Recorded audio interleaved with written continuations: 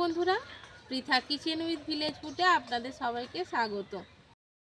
একদম অনুষ্ঠান বাড়ির মতো চিপস বাড়িতে যখন খুশি তখনই বানানো যাবে। চলুন দেখে নেওয়া যাক। চিপস বানানোর জন্য আমি বড় সাইজের নতুন আলু নিয়েছি।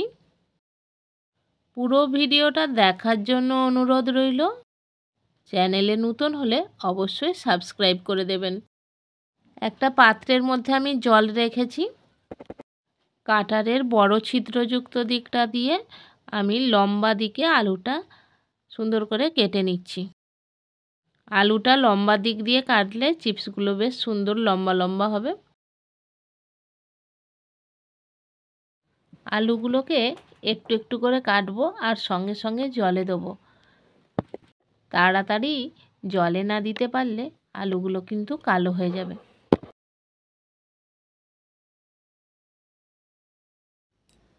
5-6 বার জল পাল্টে পাল্টে ভালো করে আলুটাকে ধুয়ে নেব।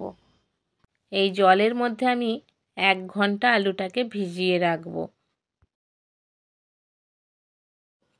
দেখুন আলুটা একদম পরিষ্কার হয়ে গেছে, জলটাও একদম ফাইন হয়ে গেছে।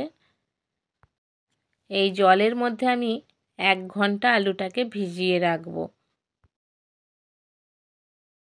1 ঘন্টা পর আমি আলুগুলোকে ভালো করে উল্টে পাল্টে নিচ্ছি।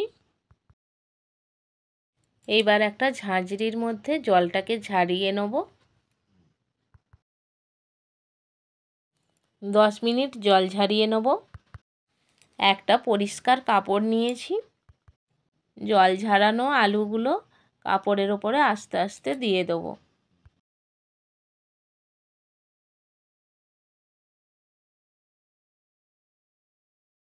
কাপড়ের অপর প্রান্ত দিয়ে আলুর মধ্যে থাকা জলগুলোকে ভালো করে মুছে নিচ্ছি। দেখুন বন্ধুরা, আলুগুলোর মধ্যে কিন্তু একটুকু জল নেই, একদম শুকনো হয়ে গেছে। একটা পাত্রের মধ্যে আমি আলুগুলো তুলে নিলাম। এই চিপসগুলো ভেজে নেওয়ার জন্য আমি কড়াইয়ের মধ্যে সাদা তেল দিয়ে দিচ্ছি।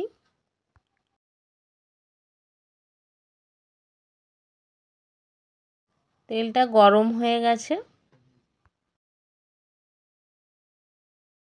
তেলের মধ্যে আমি অল্প অল্প করে আলু দিয়ে দেবো। দারুণ স্বাদের এই চিপসের রেসিপি যদি আপনাদের ভালো লেগে থাকে অবশ্যই লাইক করবেন, প্রচুর প্রচুর শেয়ার করবেন, যাতে সমস্ত বন্ধুর মাঝে আমার এই রেসিপিটা পৌঁছাতে পারে। চিপসটা ভাজা হয়ে গেছে, আমি এবার তুলে নিচ্ছি। এইরকম বাদামি কালার হলেই নামিয়ে নিতে হবে।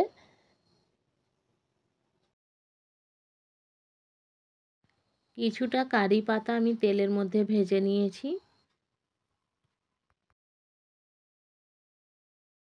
হাফ বাটি চীনাবাদাম তেলের মধ্যে দিয়ে ভেজে নেব। বাদামের মুখগুলো ফেটে গেছে দেখেই বুঝতে পারলাম যে বাদামটা ভাজা হয়ে গেছে। নামিয়ে নিয়েছি। বাদাম আর কারি পাতার উপরে একটু নুন ছড়িয়ে দিলাম যাতে বাদামটা সেঁতিয়ে না যায়। চিপসের মধ্যে বাদাম আর কারি পাতাটা দিয়ে দেবো।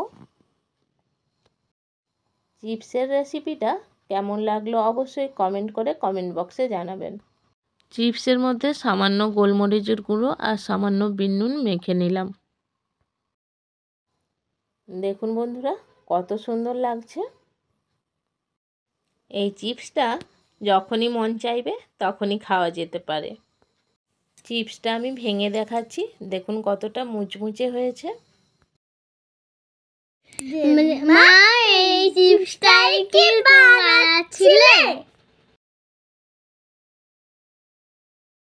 হ্যাঁ রে, খেয়ে দেখ।